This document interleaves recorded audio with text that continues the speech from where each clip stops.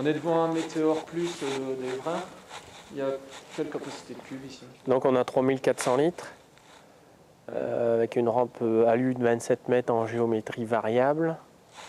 Donc avec un boîtier Regulor 5 Plus, avec coupure de tronçon, rinçage en cabine. Donc c'est un appareil qui me sert à faire à la fois la pulvérisation, traitement phyto et épandage de solutions azotées. Donc il est en Pentager, équipé de 2 buses azote liquide et 3 buses pulvérisation.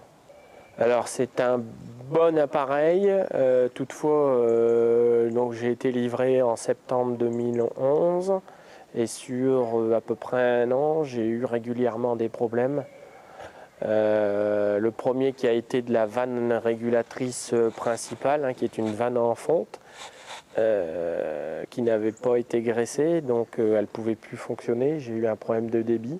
Ensuite, j'ai eu un problème sur les électrovannes de rinçage, c'est-à-dire qu'à l'intérieur de l'électrovanne, on a un petit pignon de plastique qui, les dents de plastique se sont cassées et je n'avais plus de rinçage en cabine, plus de possibilité de pulvérisation. Pulvérisateur bloqué, plus de possibilité de s'en servir étant donné que les vannes de rinçage étaient mises en position rinçage et plus question de pulvériser. J'ai eu un débit qui n'était plus très stable. On a changé le débitmètre. On a eu un problème de fusible qui fait que j'ai un tronçon qui ne se coupait pas, qui restait toujours ouvert. Oui.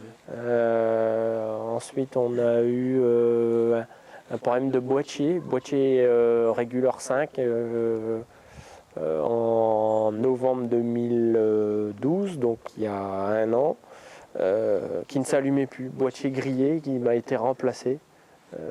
Donc depuis un an que je l'avais, j'ai eu pas mal de petites choses quand même assez gênantes. C'est des défauts de jeunesse ou? C'est des défauts, je sais pas, est-ce que sur cette série-là, il y a eu des défauts, je ne sais pas ce qu'il y a. Voilà, un certain nombre de choses sur cet appareil. Pourquoi, je ne sais pas trop, j'explique pas trop. Moi j'ai une utilisation relativement normale, pas de choses trop compliquées. Ouais. Je dirais que le service technique de chez Evrard on a été informé et ils ont agi. Oui, ils ont bien réagi. Voilà, ils ont agi comme ils devaient. Et bon, aujourd'hui, j'ai plus de problème particulier. Donc là, tu as une suspension de rampe et une suspension d'essieu. Voilà, on a une suspension centrale de rampe et on a une suspension d'essieu qui est une suspension quand même relativement efficace. On a une bonne stabilité de rampe. Je crois que là-dessus, on peut dire que c'est l'un de leurs points forts. L'un des points forts de cet appareil, c'est sa stabilité de rampe. Ouais. Stabilité de rampe de par la suspension et de par la suspension centrale. Bon, la suspension de rampe, le fait que ce soit une rampe alu, elle reçoit la même suspension que sur les automoteurs, alors que si ça avait été une rampe acier, elle n'aurait pas eu forcément cette suspension avec un ressort plus un vérin central, quoi. Ouais. Donc on a, c'est sûr, une très très bonne suspension. Je sais pas, ouais. Donc là-dessus, donc on a comme fonction, c'est le relevage automatique des rampes en bout de champ. C'est-à-dire que chaque fois que je finis mon passage de traitement, donc, et que je tourne dans la fourrière, lorsque la pulvérisation est coupée, les rampes se relèvent automatiquement. Donc ça, c'est aussi une bonne particularité. Ouais, une bonne particularité de leur système. Et lorsqu'on ouvre de nouveau la pulvérisation, les rampes se remettent à la même position. Donc on a pas mal d'informations sur le boîtier, on a le débit, on a la surface, on a la surface qui reste à faire, la surface qu'on peut encore faire avec le volume qui nous reste en cuve. Oui. On a une jauge électronique qui est plus fiable que la jauge sèche. Je pense que le système de jauge sèche est approximatif, on n'a pas quelque chose de très fiable. Donc là, tu as un levier quand même sur l'avant de l'appareil. Alors là, devant, on a les leviers de sélection des fonctions de l'appareil. En fait, il y a deux leviers. Il y en a un qui sélectionne l'origine du liquide. Donc là, ça vient de la cuve principale.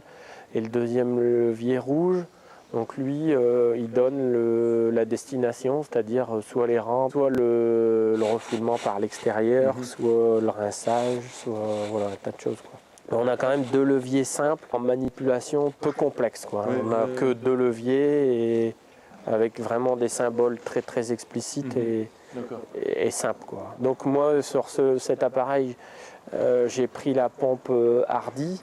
On peut avoir la pompe Evrard, qui est une pompe spécifique à eux, qui a un débit supérieur à la pompe Hardy. La seule chose, c'est que c'est une pompe en fonte et qui, avec le temps, a une usure qui demande un coût et qu'on ne peut pas refaire soi-même. Or, la pompe Hardy est une pompe à membrane, et pompe simple de fonctionnement. Et lorsqu'on a un souci sur la pompe, c'est très simple, c'est un jeu de membrane à changer, à remplacer, qu'on va chercher, qu'on fait soi-même. Et c'est pour ça que j'apprécie la pompe Hardy. Juste un graisseur, pas de niveau d'huile, rien, c'est une pompe en fonte, pas d'usure particulière. Et pas d'entretien non plus particulier, quoi. Donc là, on a une petite caisse pour mettre ce qu'on veut, la paire de gants, la clé des raccords de vannes de remplissage ou de refoulement. Ouais. Le bac incorporateur qui est pratique mais qui n'est pas très très grand, le bac incorporateur, ça pourrait être un peu son principal défaut, mais qui est équipé d'un rince-bidon interne, c'est-à-dire que quand on a enlevé le couvercle, on a une petite poignée sur le côté, on enfile le bidon sur une tête et on rince facilement le bidon, quoi. Ouais. Et donc le garde-boue, il protège bien ? Oui, les garde-boue protègent bien parce que c'est des garde-boue 120 degrés, il existait des garde-boue plus petits.